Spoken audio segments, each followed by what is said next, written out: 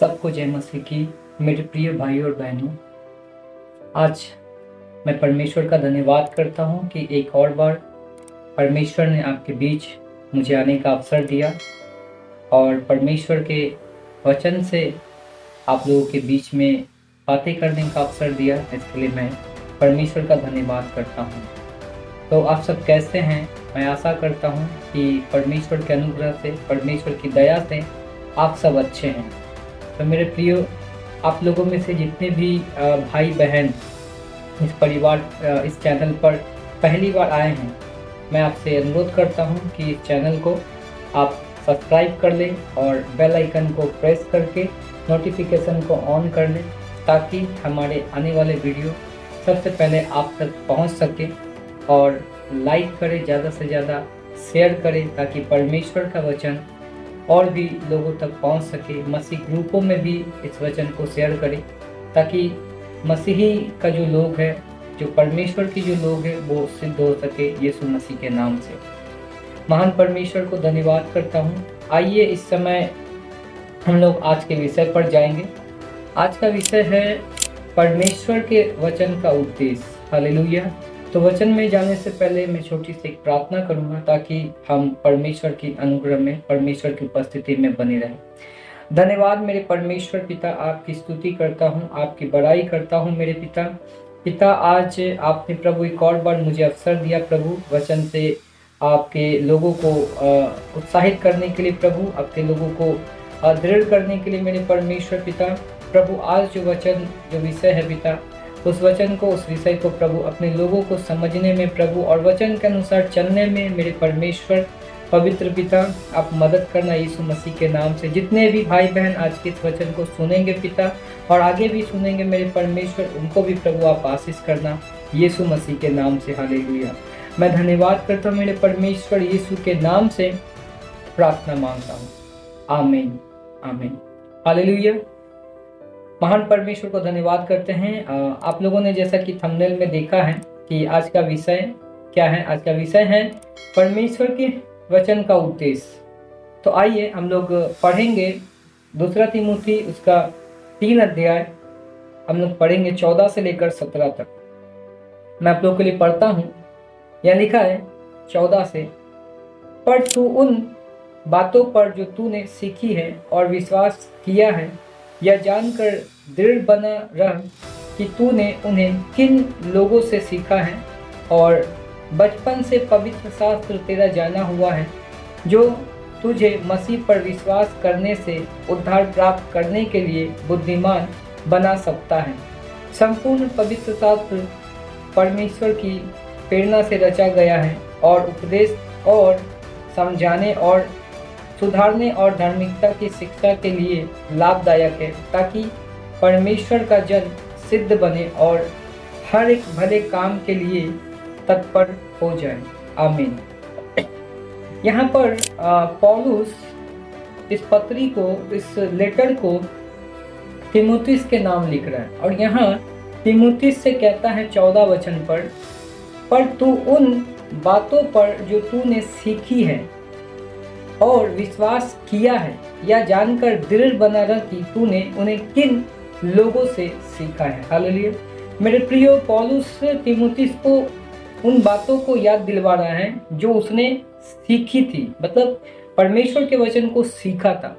तो पौलुस तीमुथियुस किन से परमेश्वर के वचन को सीखा था? तो यहाँ पर मैं आप लोग को बताना चाहता हूँ। सबसे पहले बाइबल कहता है, वचन कहता है, तीमुथियुस उसका 1 अध्याय उसका 4 और उसका 5 और 6 वचन अगर पढ़ते हैं तो यहाँ पर इस प्रकार से लिखा है, मुझे तेरे उन निष्कपट विश्वास की सुधि आती है जो पहले तेरी नानी लुईस और तेरी माता यूनिके में था, और मुझे निश्चय है कि तुझ में भी है।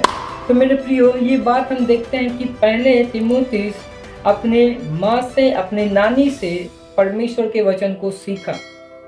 फिर बाद में हम देखते हैं कि परमेश्वर के वचन को पौलुस से भी तीमुथियुस ने सीखा।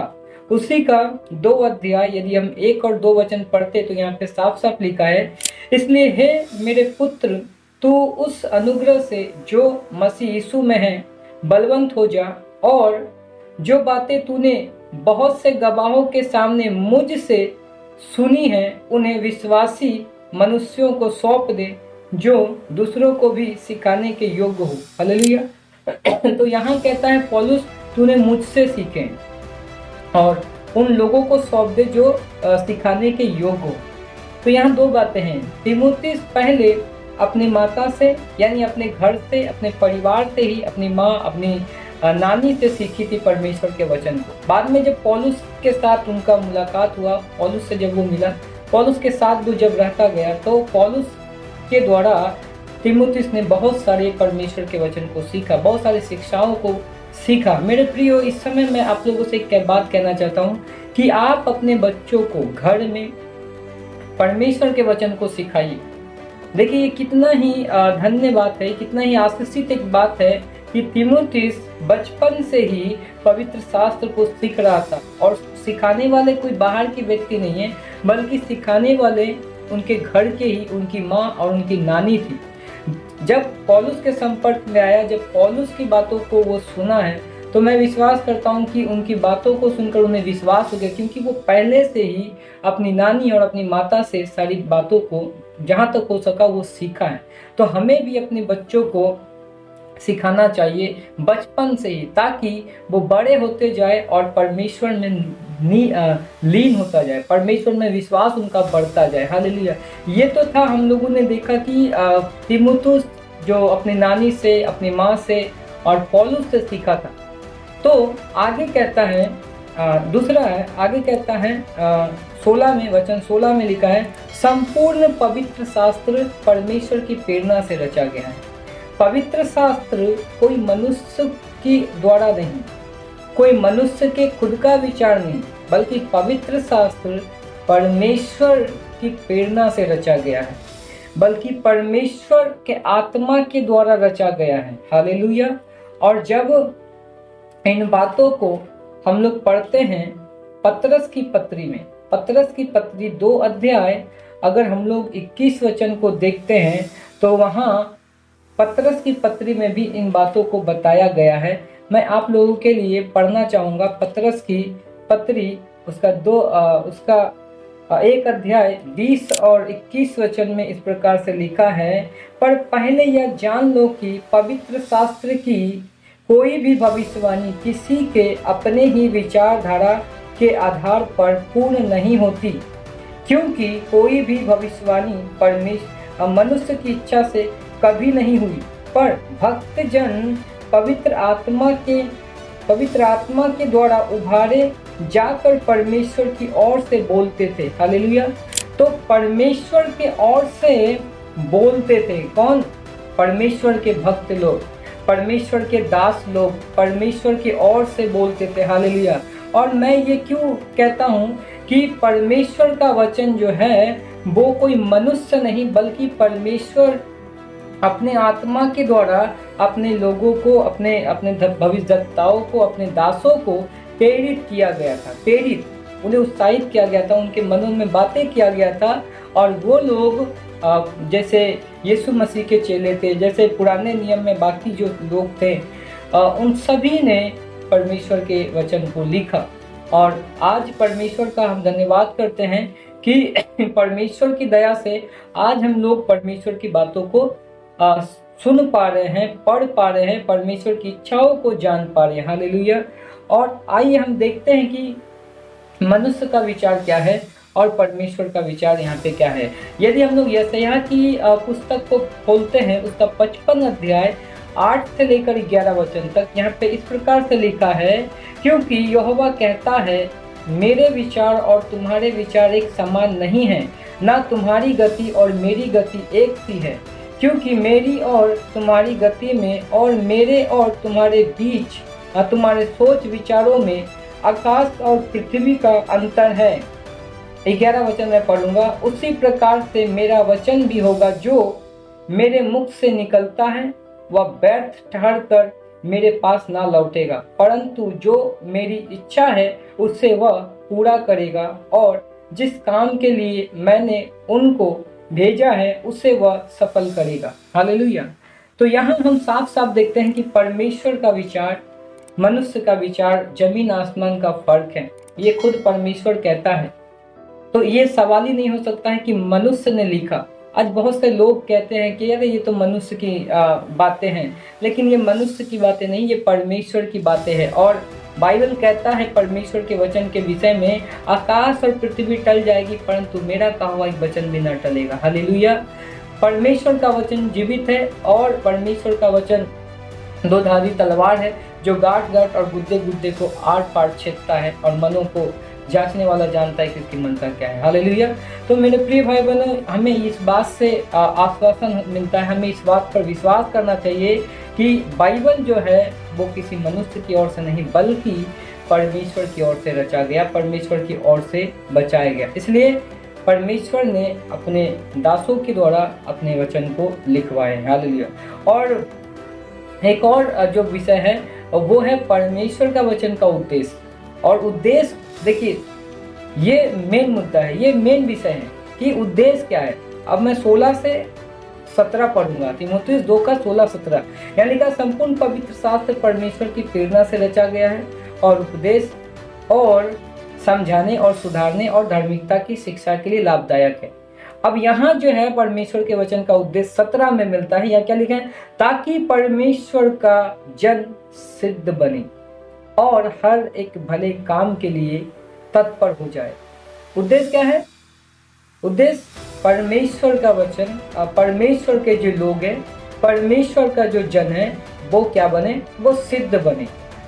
परमेश्वर के लोग सिद्ध बने। जब एक व्यक्ति परमेश्वर के वचनों को सुनता है, परमेश्वर के वचनों के अनुसार चलता है, तो दिन प्रतिदिन वो सिद्धता की ओर जाता है, वो परिपक्वता की ओर जाता है, वो सिद्ध होता जाता है। हालेलुया।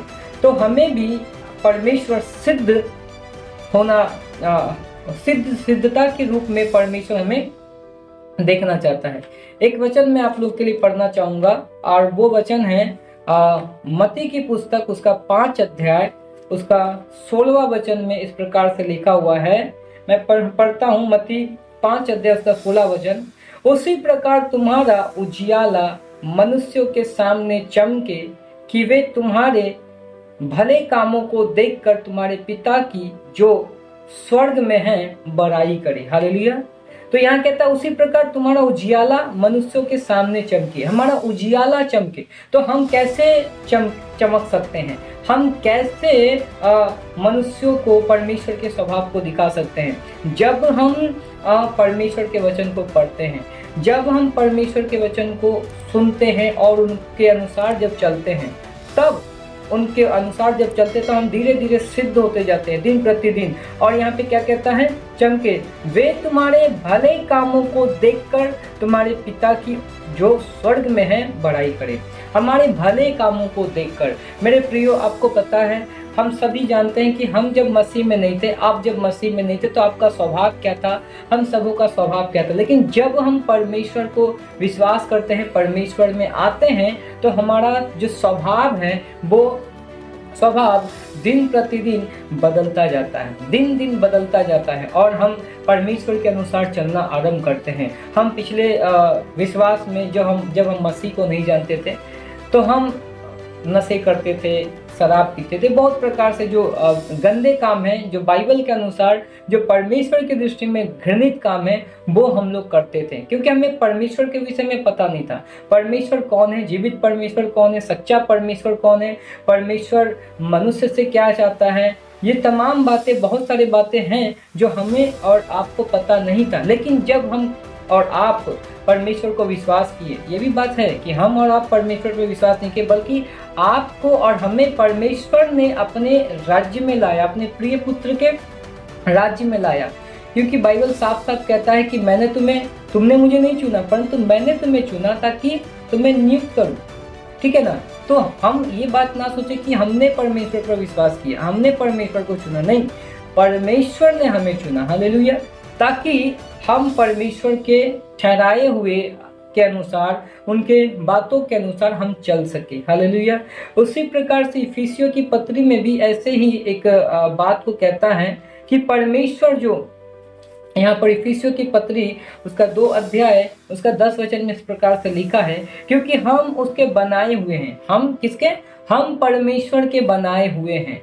हम परमेश्वर के बनाए हुए हैं और मसीह यीशु में उन भले कामों के लिए सृजे गए हैं। तो यहाँ पे साफ साफ परमेश्वर के वचन का उद्देश्य बता रहा है कि हम उनके बनाए हुए हैं, यानी कि परमेश्वर के बनाए हुए हैं और मसीह यीशु में उन भले कामों के लिए सृजे गए। तो हमें और हम सबको, जितने भी मसीह हैं, हमें परमेश्वर ने भले कार्यों के लिए, भले कामों के लिए सृजा है, बनाया है, सृजे गए हैं, जिन्हें परमेश्वर ने पहले से हमारे करने के लिए तैयार किया। तो हमें परमेश्वर ने भले काम करने के लिए तैयार किया।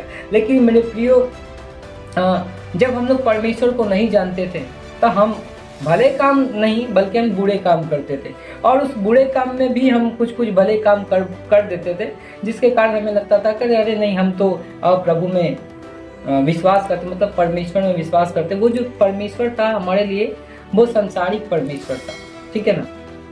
तो इसके कारण हमें ऐसा, लेकिन परमेश्वर का वचन कहता है कि हमें भले कार्य के लिए सृजा गया है। एक और वचन हम लोग पढ़ेंगे, वो वचन हुआ है तीतुस की पत्री उसका 2 अध्याय, तीतुस की पत्री उसका 2 अध्याय हम लोग पढ़ेंगे 14 वचन में। तो तीतुस की पत्री 2 अध्याय 14 में क्या लिखा है हम लोग ये देखेंगे। यहाँ पे लिखा है जिसने अपने आप को हमारे लिए दे दिया। किसने? यीशु ने अपने आप को हमारे लिए दे दिया कि हमें हर प्रकार के अधर्म से छुड़ा ले और शुद्ध करके अपने लिए एक ऐसी जाति बना ले जो भले भले कामों में सरगम हो। हमें एक ऐसी जाति परमेश्वर बनाना चाहता है जो भले भले काम में सरगम हो, लवलीन हो, भले भले कामों में। तो मेरे प्रिय भाई बहनों, मैं उत्साहित करना चाहता हूँ, मैं आप लोगों को बताना चाहता हूँ, पहली बात जो है, अपने बच्चों को परमेश्वर के वचन को अभी से ही सिखाना आरंभ करें, ताकि वो जैसे जैसे बढ़ता जाए परमेश्वर के वचन में, वो परमेश्वर की बातों को समझता जाए और परमेश्वर का भय उनके अंदर। यदि हम अभी अपने बच्चों को नहीं सिखाएंगे तो फिर आगे जाके हमारे बच्चे हमारी बातों को नहीं मानेंगे। पहली बात, हमारे बच्चों को सिखाना चाहिए। दूसरी बात है कि परमेश्वर चाहता है कि उसके लोग सिद्ध बने, तो हम लोगों को भी सिद्ध बनना है, हम लोगों को भी सिद्धता की ओर चलना है। और सिद्धता की ओर जाने के लिए और सिद्ध होने के लिए एक ही रास्ता है कि परमेश्वर के वचन को ज़्यादा से ज़्यादा अध्ययन करें, परमेश्वर के वचन को पढ़ें और प्रार्थना में लगे रहें और परमेश्वर की आराधना स्तुति में लगे रहें, ताकि हर समय या हर दिन प्रतिदिन कहें तो दिन प्रतिदिन परमेश्वर में आप और हम बढ़ते चले जाए। हालेलुया। क्योंकि परमेश्वर के वचन का उद्देश्य क्या है? उसके जन, परमेश्वर के जन सिद्ध बने। हालेलुया। मैं परमेश्वर का धन्यवाद करता हूँ कि परमेश्वर ने आपके बीच में ये वचन को रखने के लिए ये वचन मुझे दिया है और मैं आप लोग के बीच रखा हूँ। परमेश्वर का धन्यवाद हो। और मैं फिर से अनुरोध करूँगा आप लोगों को कि आप लोग अगर इस वचन से आशीषित हुए हैं तो ये वचन औरों को भी शेयर करें, मसीह ग्रुप में भी शेयर करें, ताकि और भी लोग इस वचन को सुनकर परमेश्वर को विश्वास करें और अपने बच्चों को भी आज से वो वचन की शिक्षा दे सके और आशीषित हो सके। तो आइए हम छोटी सी प्रार्थना करते हैं। पवित्र पिता, मैं आपका धन्यवाद करता हूँ आज के इस सुंदर सा वचन के लिए। पिता, जितने भी भाई बहन इस वचन को सुने हैं पिता परमेश्वर और सुन रहे हैं मेरे परमेश्वर, उनको आप आशीषित करें प्रभु, ताकि वो सिद्धता की ओर जा सके मेरे परमेश्वर प्रभु, शुद्धता की ओर जा सके, पवित्रता की ओर जा सके। पवित्र आत्मा उन लोगों को गाइड करना, पवित्र आत्मा उन लोगों को आप आशीषित करें यीशु मसीह के नाम से। हालेलुया। मैं आपका धन्यवाद करता हूँ मेरे परमेश्वर पिता, सारी बातों में आपको महिमा देता हूँ पिता परमेश्वर। जो भी भाई बहन बीमार हो प्रभु जी, उनको आप चंगा करें पिता परमेश्वर। और खुदावन परमेश्वर, क्योंकि आप बलवंत है पिता, आप सामर्थ्य मेरे परमेश्वर, आपके लिए कुछ भी असंभव नहीं है पिता। और प्रभु सारे मेरे परमेश्वर परिवार को आप आशीष करें यीशु मसीह के नाम से। धन्यवाद करता हूँ स्वर्गीय पिता, अपने प्रार्थना सुना। उद्धार करता यीशु मसीह नासरी के नाम से प्रार्थना मांगता हूँ, आमीन आमीन। सबको जय मसीह की। God bless you. परमेश्वर आप सबको आशीष दे। आमीन।